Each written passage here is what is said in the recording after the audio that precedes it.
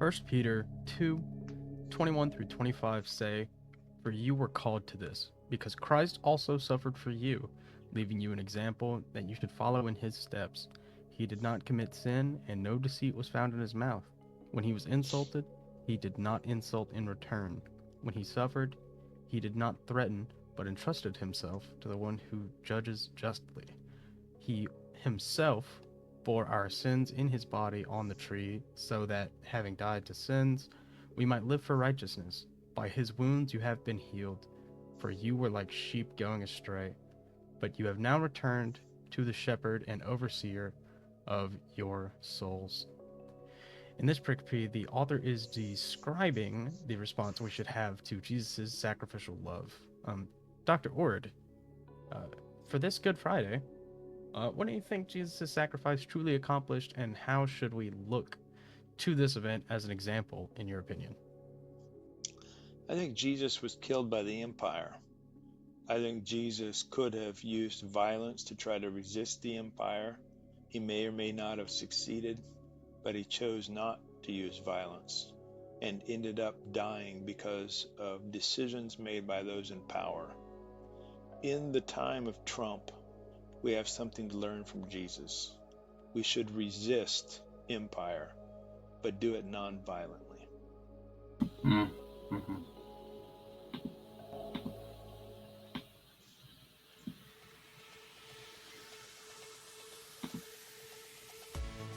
Hey everybody, welcome to the Whole Church Podcast special bonus episode we're excited to do for you guys. Part of an ongoing, trilogy on the Unveiled Podcast Network. Starting this off was way back when, originally, it really, truly, we're going to go like the origins. Dr. Thomas J. Ord wrote a book, The Death of Omnipotence and the Birth of Amipotence. I think that's correct.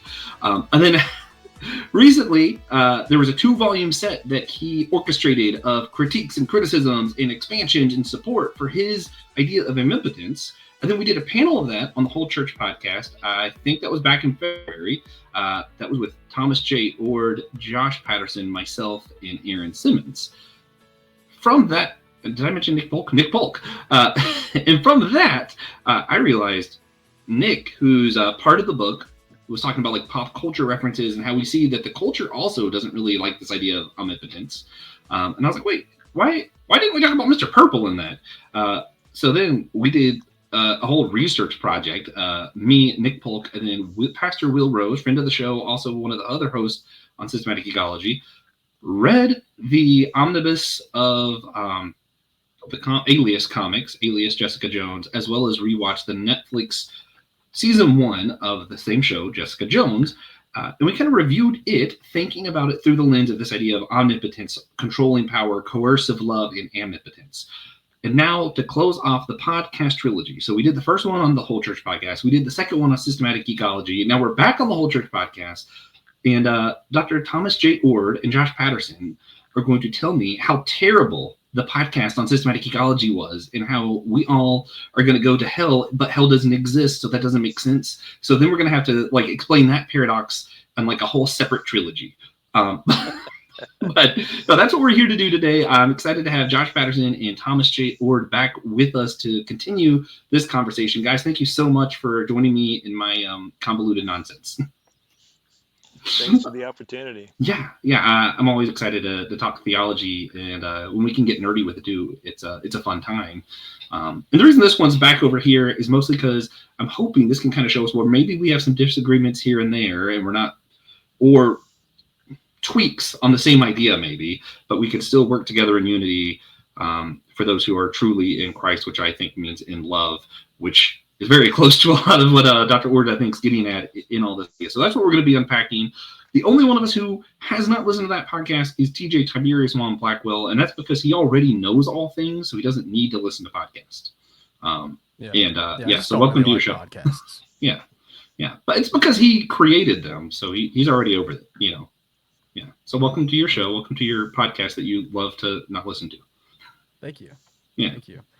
If you don't agree with me and you actually quite like podcasts, you should check out the other ones on the Unveiled Podcast Network. The website link is below to check that out. And then if you feel like supporting us when I won't do it, um, other than monetarily, because I do that. Uh, but you can like, subscribe. It's super helpful. It's the easiest thing in the world. Helps us a lot. Also, you lost. You said doo-doo. I did, yeah. Yeah. Yeah. Um, Finally, guys, before we get to the meat of this, you guys know I always like to start with a silly question, and I thought about skipping it because this is a bonus. But then I thought of a great one since this is going to be releasing on Good Friday. I was like, I know what we'll do, especially if I have Josh Patterson. We'll get as heretical as I think we can.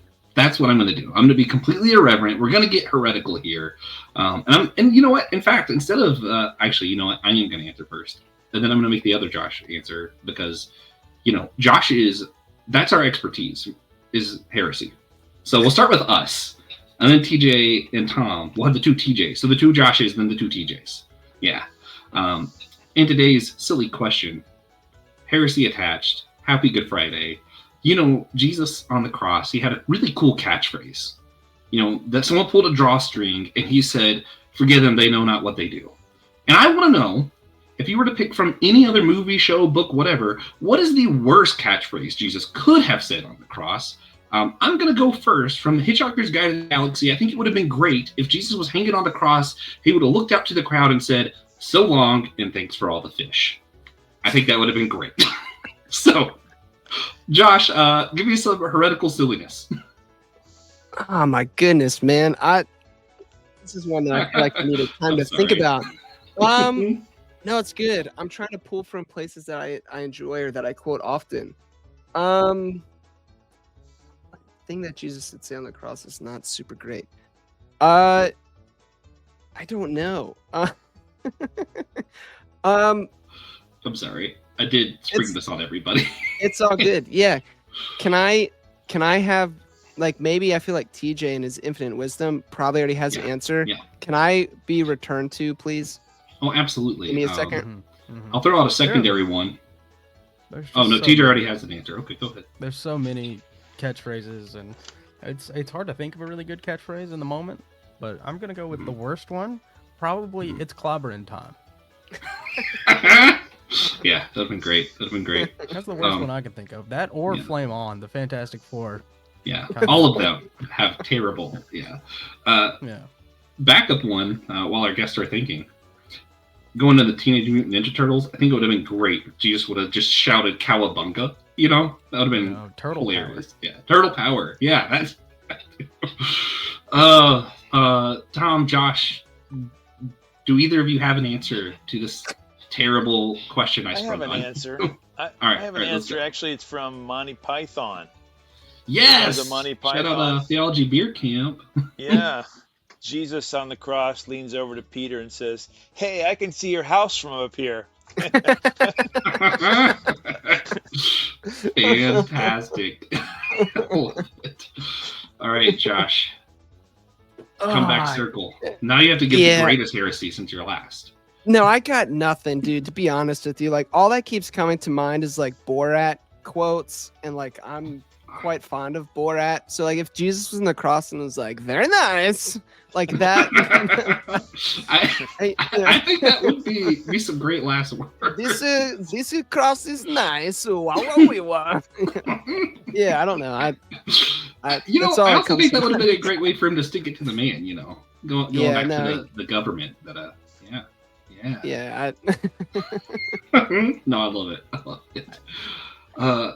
Other ones involve the F word, and since Tom is present, I respect him too much to speak that way. God, yeah. I would say he also could have pulled from the Deadpool and Wolverine movie with "Let's effing go." Maximum effort. Yeah, that might be a good one. Maximum effort. Maximum effort. That sounds like a more that's badass essential. Jesus, actually. That's essential kenosis. If Jesus is on the cross and we see that as the Christ him, Jesus emptying himself, maximum effort, it works. I should have known that somehow this would have got like actually theological and not just. All right, so before we actually get to the reviewing part, I did want to dig a little bit deeper into this your idea, Amipotence. So that is all love rather than all power, which is omnipotence. So that's kind of to just kind of catch people up. The idea that you're positing is that omnipotence, which is this doctrine that God has all power, needs to be done away with. And instead, we need to think of God as all loving, and love being the kind of power that God has. And go watch the other episodes. I'll link them down below in the show notes for those who kind of want to catch up on all the gritty details of all that.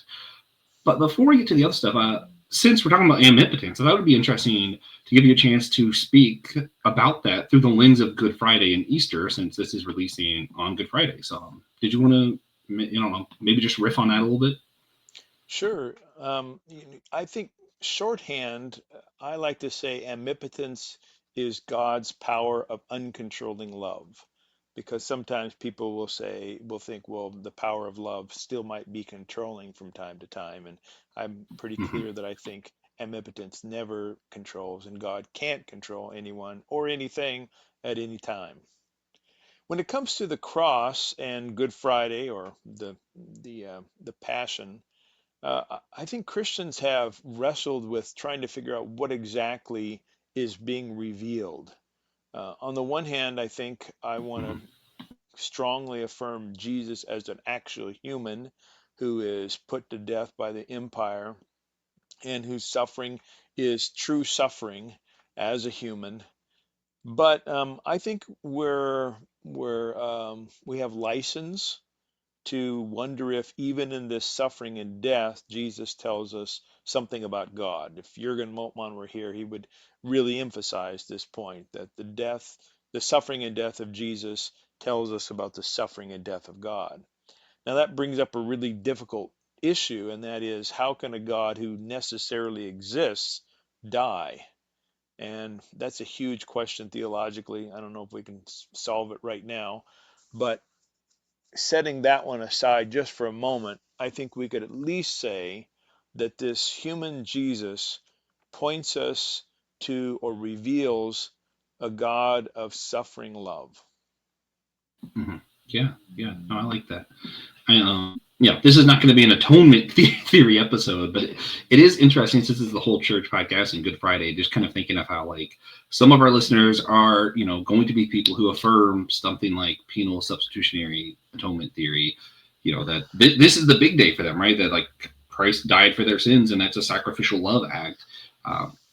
For me, myself, being more like Christus Victor, I guess, would probably be the thing I'm closest to. I'm like, this is a cool day because it makes the big thing possible. But this is just kind of like the prequel series. The original series is the best Star Wars. We all know that. Easter is the big day. This is just kind of getting us there. But I know everybody kind of has like different views of this, but it is interesting. I think love is kind of at the center of pretty much every view I can think of. The question is whether or not we actually think that's love. Yeah, theoretically it's at the center, but Yeah. more than half of them, I think, suck. They don't portray a God of love. I agree with Tom. Including the penal satisfaction one. Yeah, well, I think for me personally, and I don't want to distance people who do the penal substitutionary atonement theory, but to me, it feels more like in that theory, Jesus is very loving because he's sacrificing for us. But God is not very loving, right? Because he's requiring the sacrifice, and it's like, well, couldn't the dude just be like, nah, y'all are good? Like, exactly. I don't know. Something seems off there to me. Yeah. Yeah.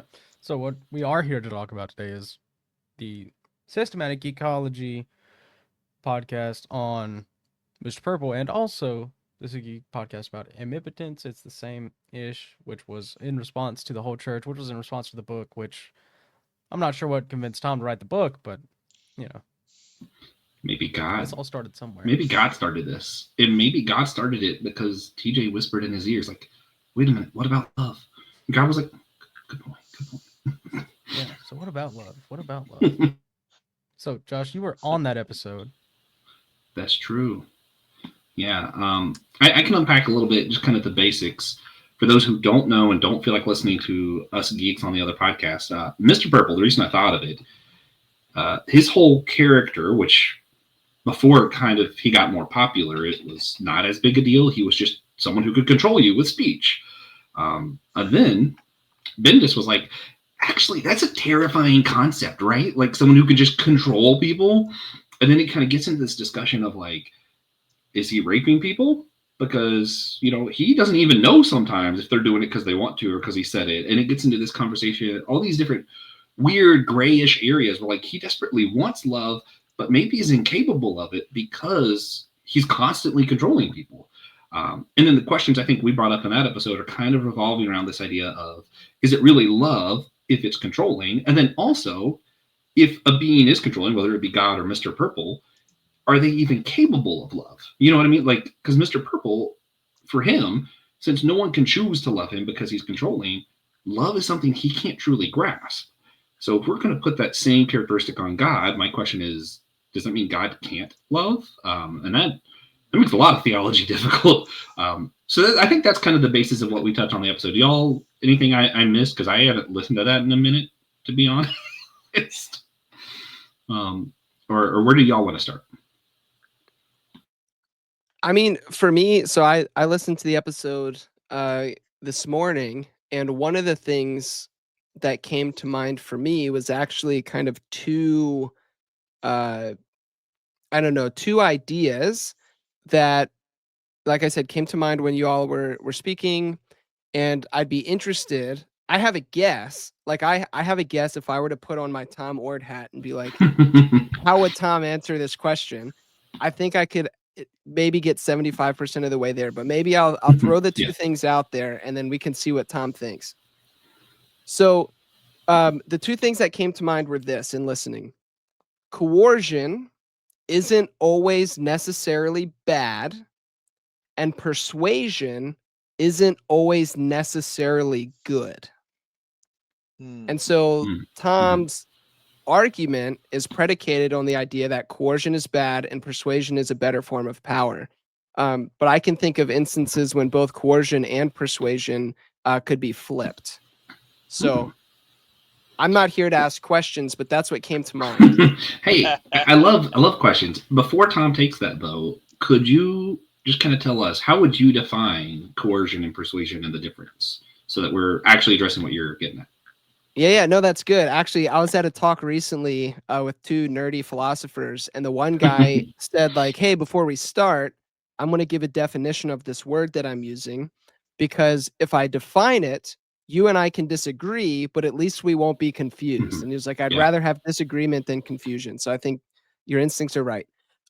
Coercion, I think, would be to force might be too strong of a word, but to coerce somebody is to force them, to manipulate them into doing something that you want them to do. So that's, like, I don't know. Yeah, that'd be coercive. Or whereas persuasion is more using the power of influence or invitation. To persuade somebody is not to override their free will, but rather to invite them into considering something, and then they still have that free choice of agreeing, participating, or whatever. So that's how I would see those two as different. Well, you could ask the philosopher to give technical Tom, jump in here. Yeah, I think there are three senses of coercion that are used, and because there's three of them, there's lots of confusion that arises. One sense of coercion is kind of like a threat or a bully. So if Donald Trump says, I'm going to put tariffs on Canada unless they lower their goods and services to the US, that's coercion, trying to force them to do something by threatening some kind of harm or financial loss or something like that. A second sense of coercion I like to call bodily impact. So if you're standing on a football field and someone hits you from blind side, they're just going to blow you down on the ground. You're coerced. You had no choice in the matter. You didn't see it coming, and your body's now flying away. The third sense of coercion is the one that I use mostly when I'm talking about theology, and it has a particular philosophical meaning. It means being the only cause that brings about an effect. So if God were to coerce, God alone would bring about some outcome.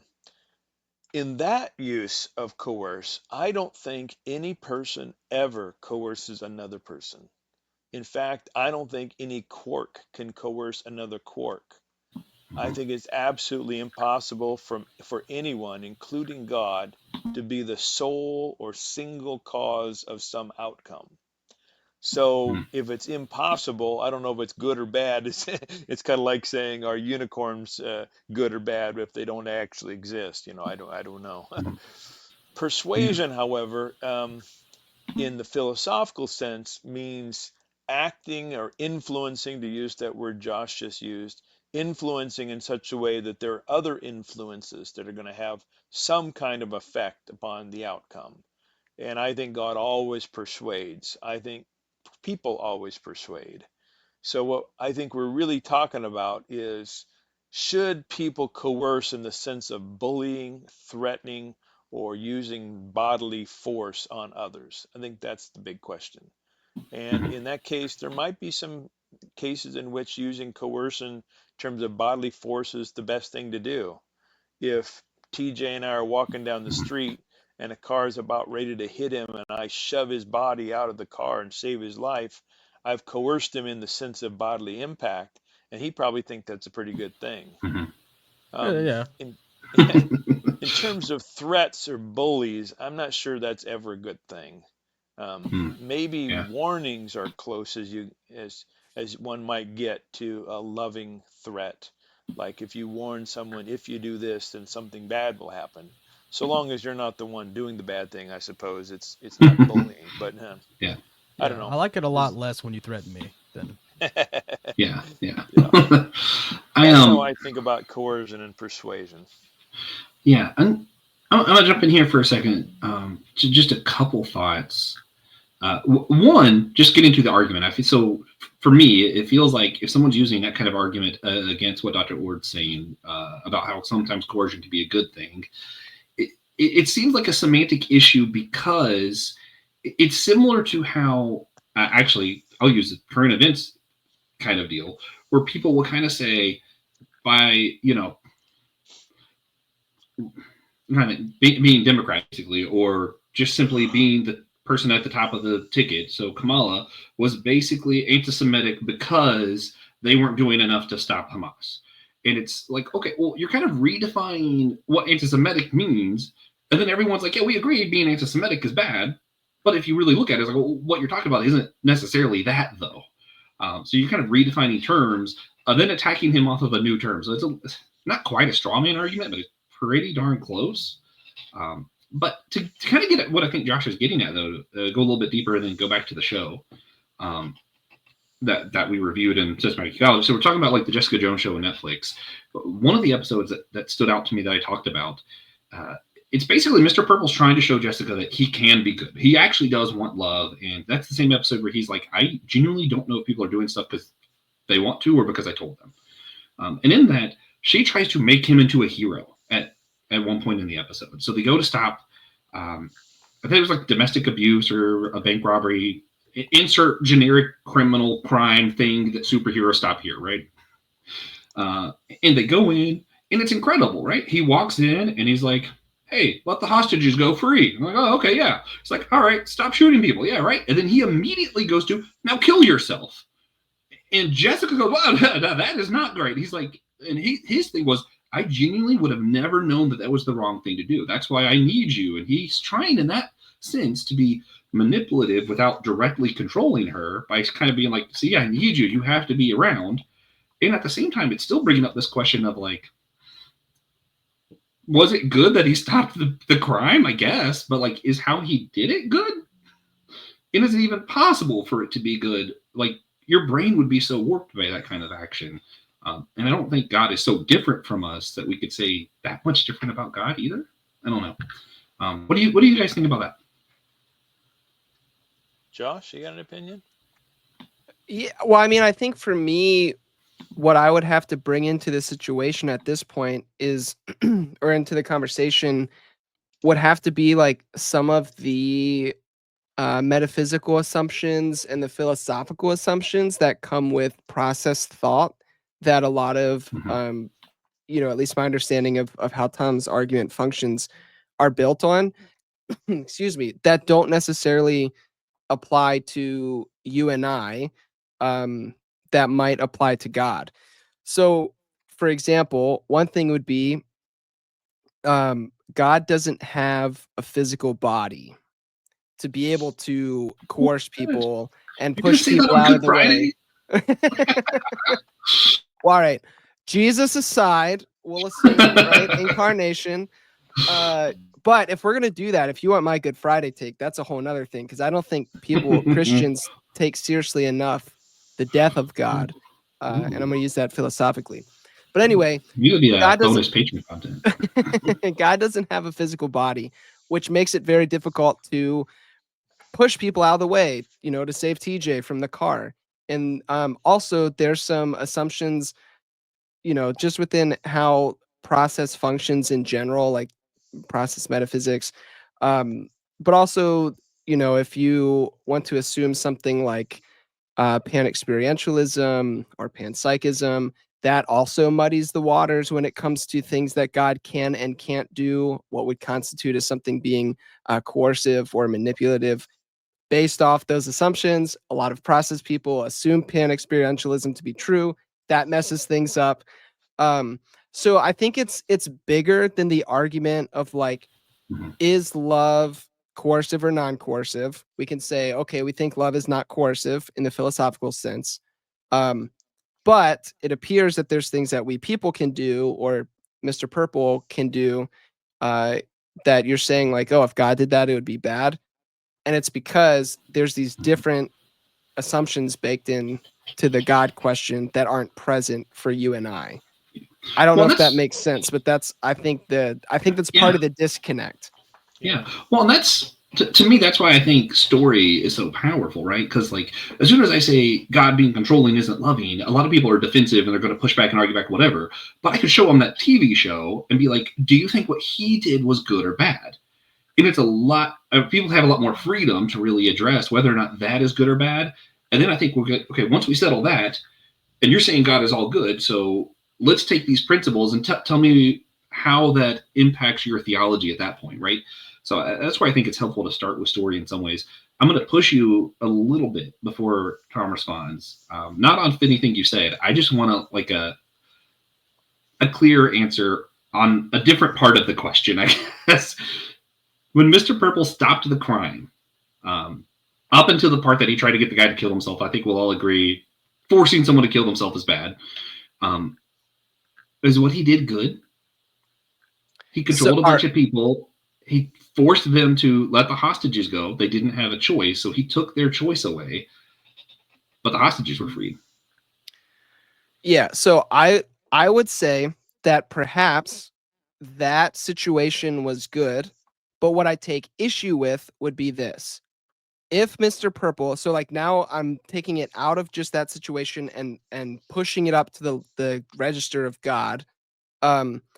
If Mr. Purple could prevent all cases of crime at all times, not just the one, and chooses not to, I think that puts Mr. Purple on the hook, so to speak, for the crimes. And so Mm-hmm. if he prevented in that one spot, okay, that was good. But if Mr. Purple didn't continue to do that, I would take issue with it. And so I think when it gets pushed out to God, it's the same problem for me. If God could prevent genuine suffering and evil in the world, and only does it sometimes and not every time, I think that makes God liable for the instances when God chooses not to prevent those things. So it might be good in that moment, but if you expand it, then I have a problem. So how do you do with like the Minority Report, where they do have recognition of a crime that's going to happen, but it's not all of them? What then? What do you mean? Sorry.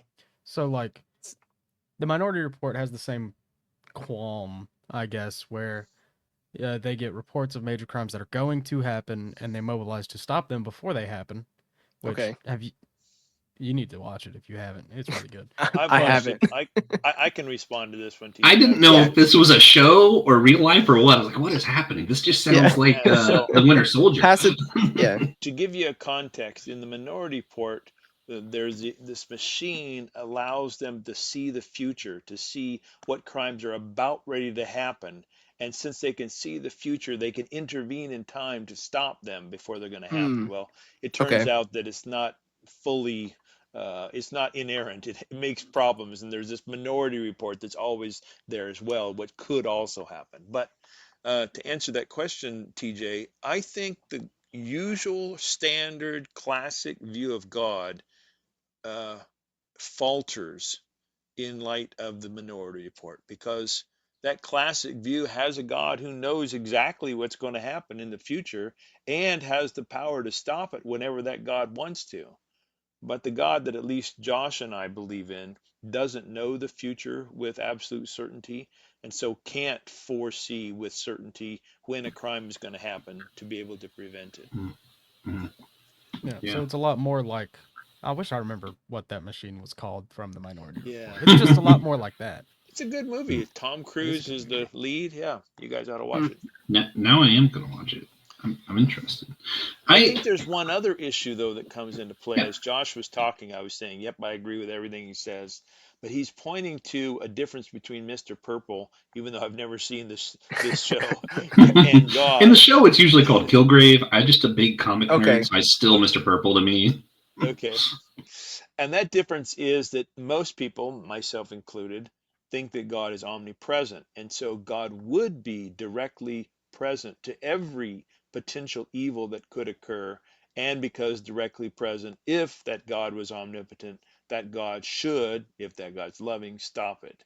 So it's hard to do these analogies when you're talking about a localized individual like Mr. Purple versus an omnipresent spirit like most people think God is. Yeah. But in that one moment, I'm going to push you on the same thing. Is what Mr. Purple did good? Yeah, I don't know the scenario well enough, but if you're saying he did something that had both good, he prevented some evil, but then caused other evil, is that what you're saying? He went into a situation. He took people's choice away. He forced the bad guys to let the innocent people go free, basically. But by taking their choice away, he's still doing something bad, even though it was to save people in that instance. Yeah. I guess my answer to that is, who is faster, unicorns or mermaids? And I'm by pretty that sure I mean, unicorns. by that I mean, when we have a scenario that's not realistic, in other words, we have this scenario has a person who's controlling other people, and I don't think that's ever possible at any time, then that's speculating on something that's, it's not going to be get us anywhere because it's like a unicorn or a mermaid in a race. Well, here's why I think it's important. Because I think if we can pin that down and say, yes, it was good because the outcome was good, then that brings a lot of questions to, okay, so if God knows the future and the outcome's going to be good, that means everything he does must be good.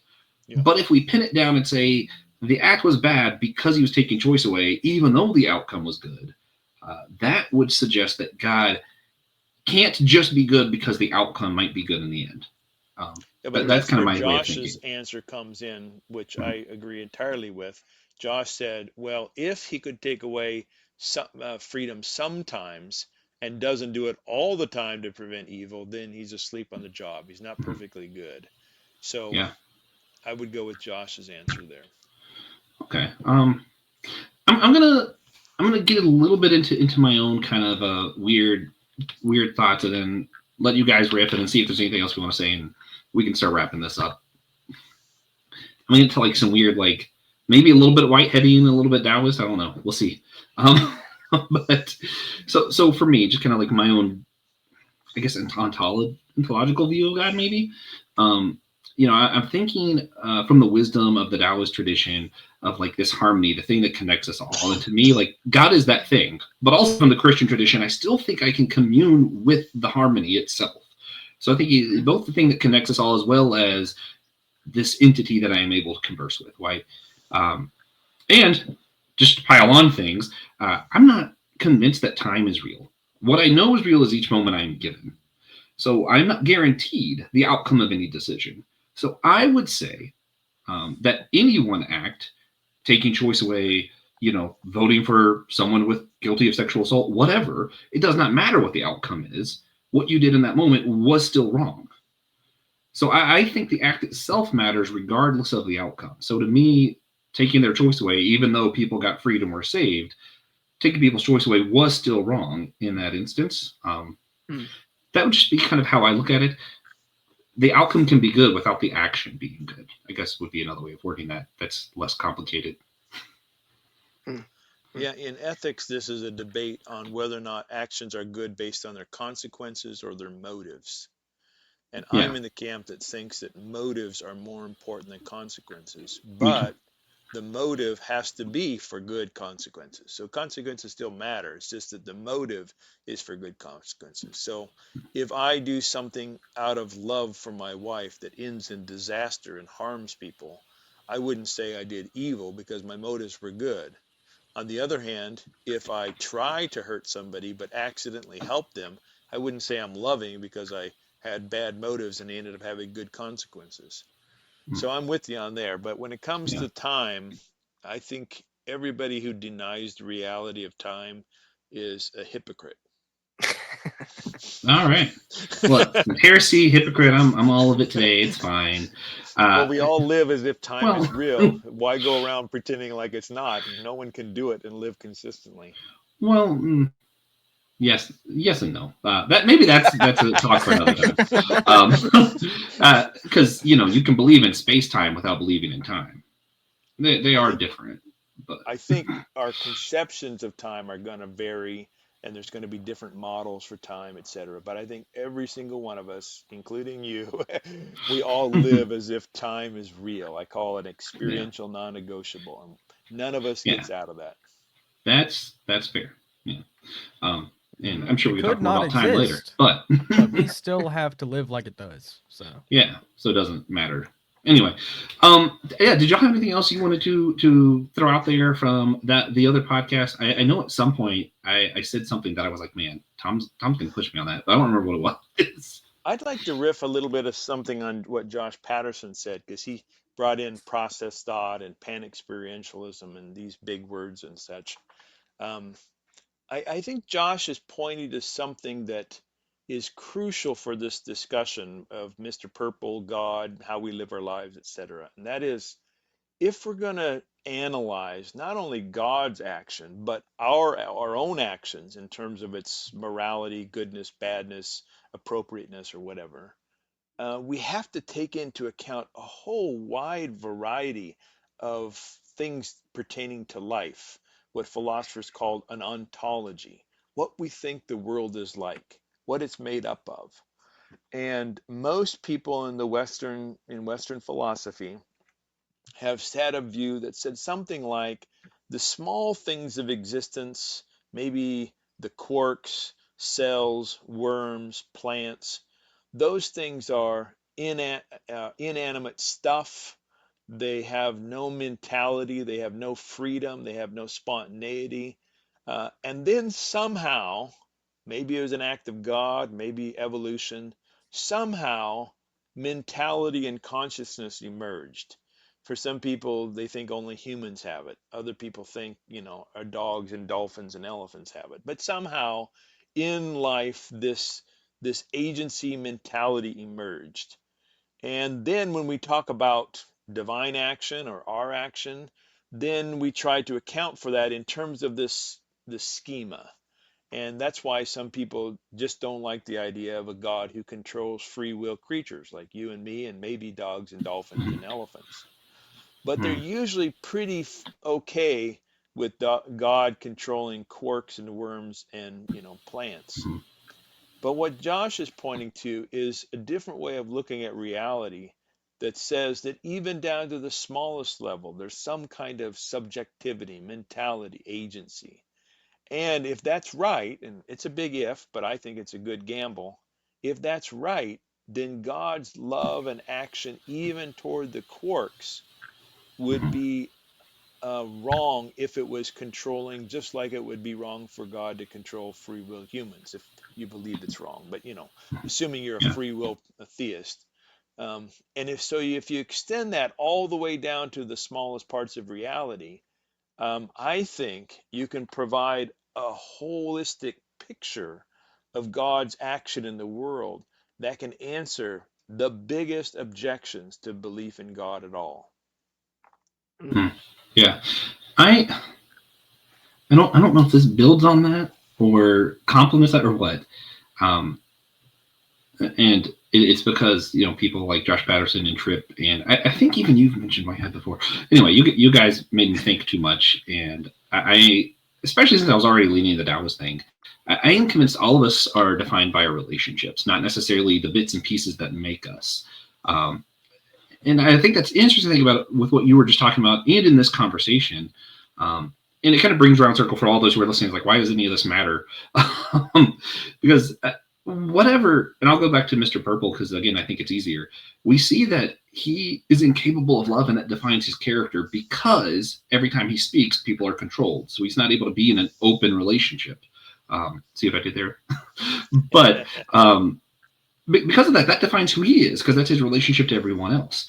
So I think that's true of each of us. So I think whatever you think of God in his relationship to you, when we say God is love, automatically we're defining him by his relationship to everything, right?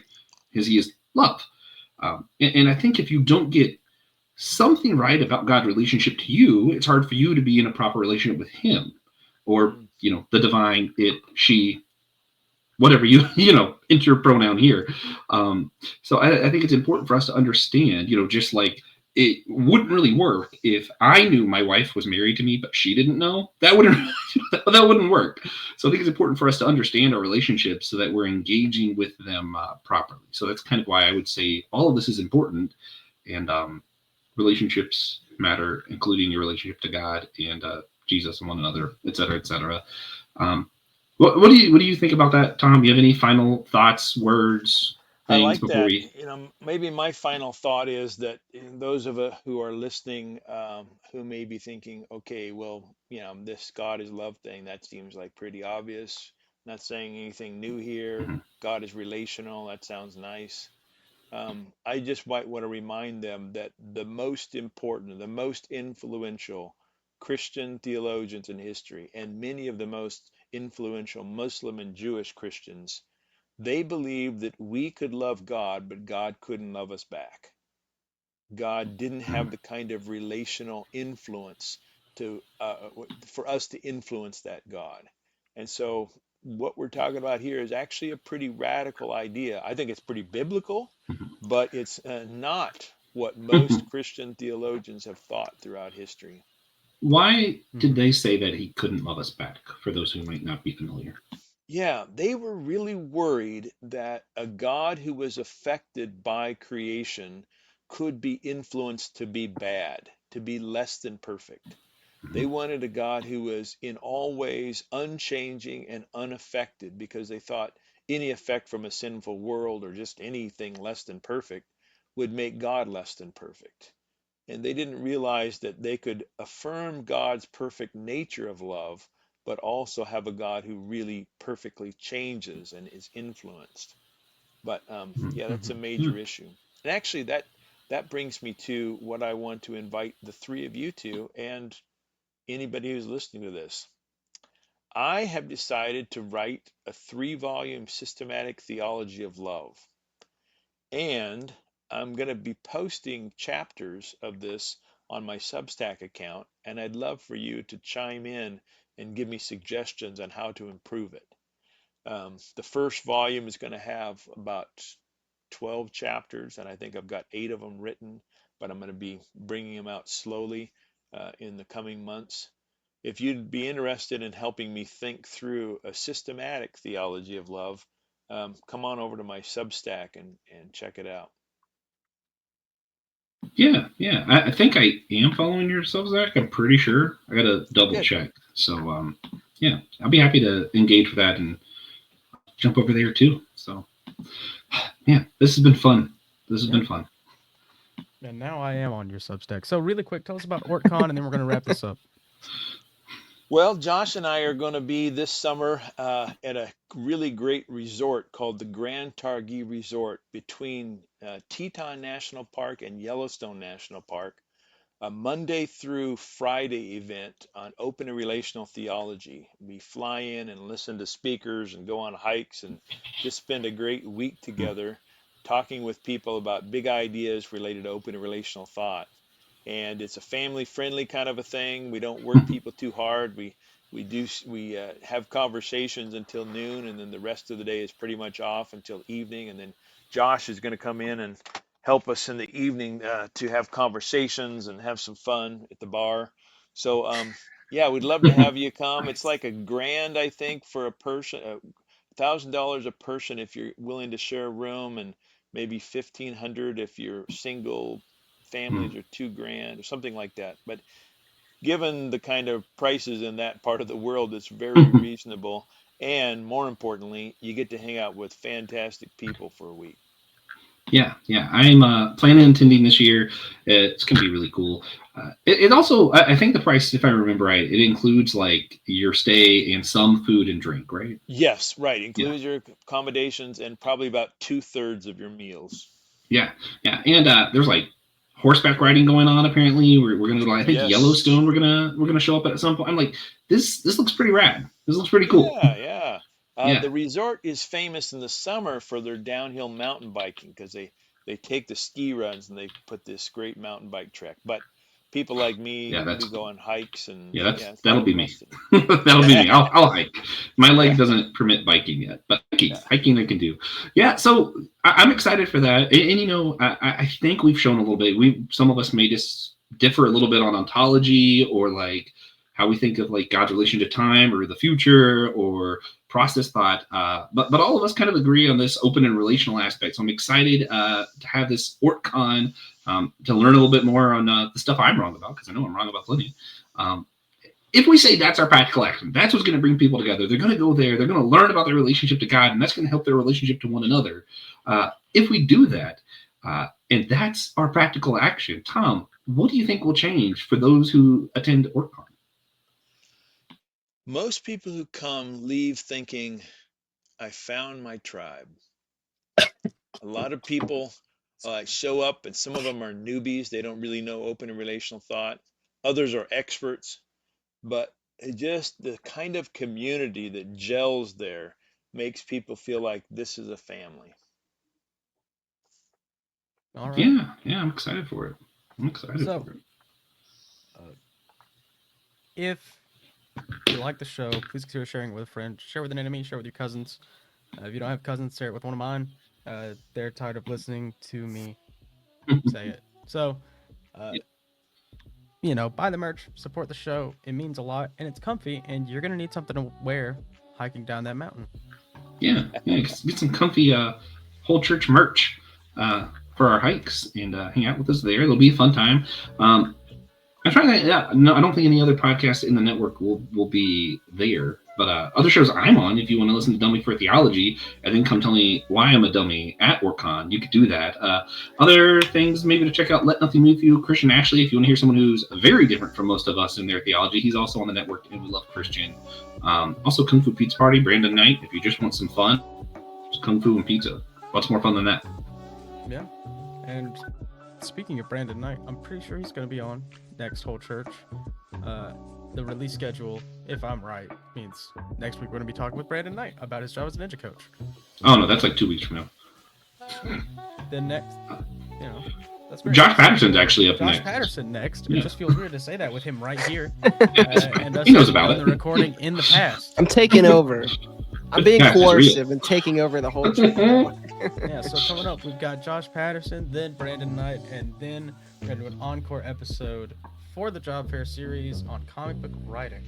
And then we're going to have a roundtable of pastors and professors to reflect on the series. And at the end of season 1, Francis Chan. Also, the encore has been changed. It's now about science with Andy Walsh. He's the chief science officer somewhere. But that's a cool title. Andy. It's very Star Trek. Andy's Yeah, a we great love guy. Andy. Yeah. Another host of Systematic Geekology. So check out that show. And then, bug Francis Chan for us, because we won't. Yeah.